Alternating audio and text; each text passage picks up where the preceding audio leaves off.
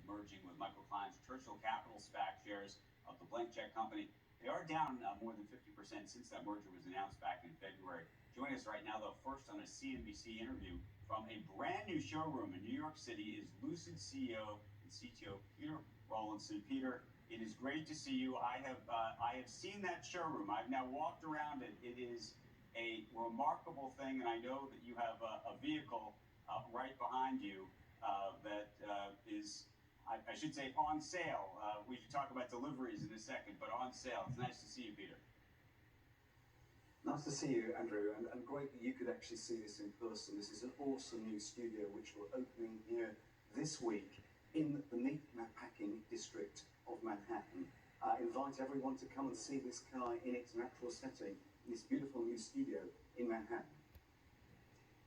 I have so many questions to ask you about the vehicle behind you, about deliveries, about capital expenditures and the like, but I don't know if you could hear us on the way into this segment.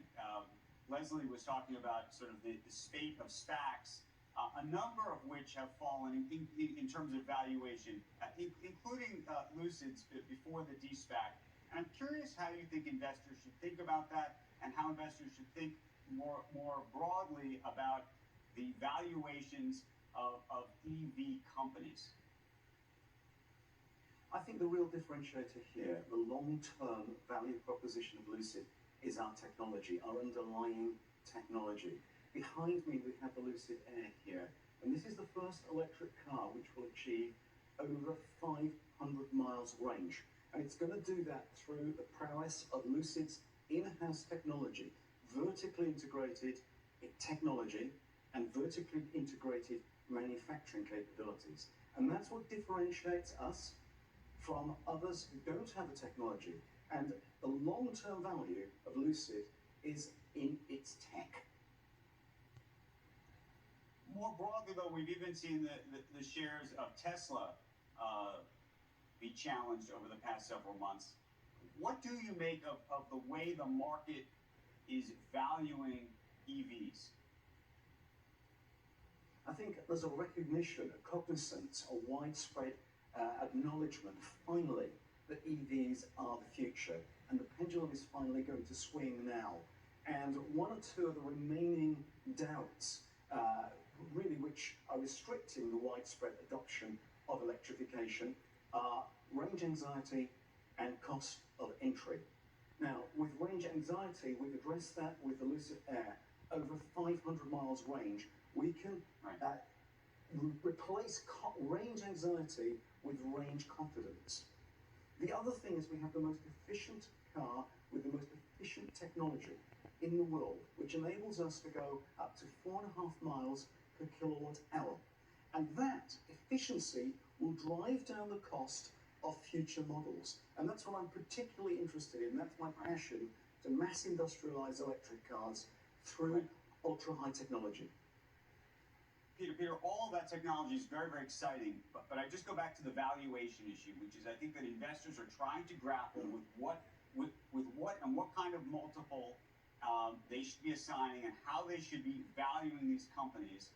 Tesla obviously has a remarkable valuation that effectively means that it is bigger by market cap that if you were to combine almost all of the current car makers together. The question is, you look at the valuation of your company, you look at the valuation of others. There's a lot more competition in this space.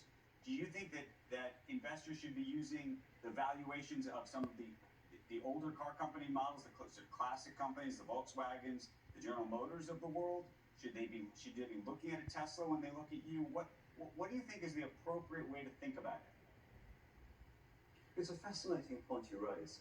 I mean, Tesla's commanding its valuation as future-looking, and also because it is in a preeminent position. It is the preeminent technology company in the EV field. That's why it commands such a high market cap. And there's now going to be two runners in that race. Lucid is going to join as a new force in EV technology, and that puts the US in an incredibly healthy position, having two front-running EV tech companies in Tesla and Lucid. And I think it's the technology that justifies those valuations. It's no longer the commodity valuation, how many cars you build, that determines the value of a company. It's the technology and the future potential of that tech. And our tech has got the future potential to truly mass industrialize electric cars. Peter, though, how do you think that about General Motors? They're aiming to produce, I'm looking here, by 2035, they want to have 30 new plug-in models arriving, and 30 new plug-in models arriving by 2025. I thought you were going to come back to bed after you heard that show. Investment. It started at 6:30, Ann. I mean, it just started. And so why didn't you come to bed at 5? Well, I'm recording this, and now you're in this. It's on right now. People often say, oh gosh, that market is being saturated. There's a market for cars. And the more better electric cars that come along, the more the penetration into the car market will be occupied by EVs. And that's why I welcome the competition, particularly Mercedes is coming now with the EQS. And this is great because Lucid Air can be compared at the top table with the manufacturer that invented the car, Mercedes-Benz, with the best offering from Stuttgart. And there's always room at the top. It's mighty crowded down below. Right. Peter, you've said that you plan to put vehicles into production in the second half of the year. The second half of the year begins next month. So what's it look like right now for you? Well, we achieved a landmark red letter day last Friday. We started building our quality validation production run of cars. We've completed our pre-production run very successfully. And last Friday, June the 18th, the last working day of spring, we commenced our quality validation build at our state-of-the-art factory in Arizona. And there's a big difference here, Andrew.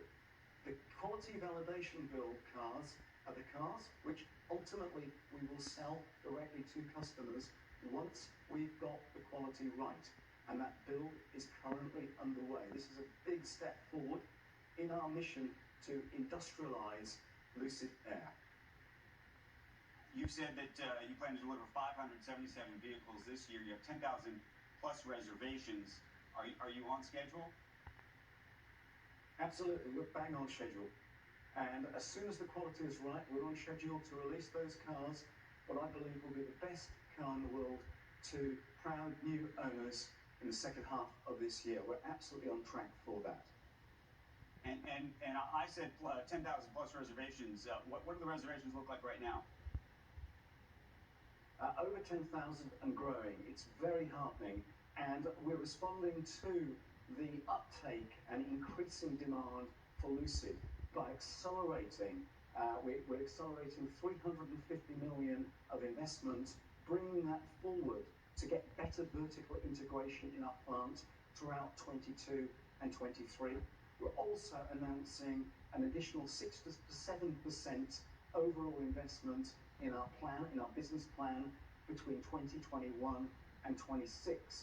And with that money, we'll be able to accelerate the growth of the company, secure and de-risk the risk factors, and also provide greater flexibility in terms of our mix of product. We're going to incorporate an extra 2.7 million square feet into our factory by the end of 2023.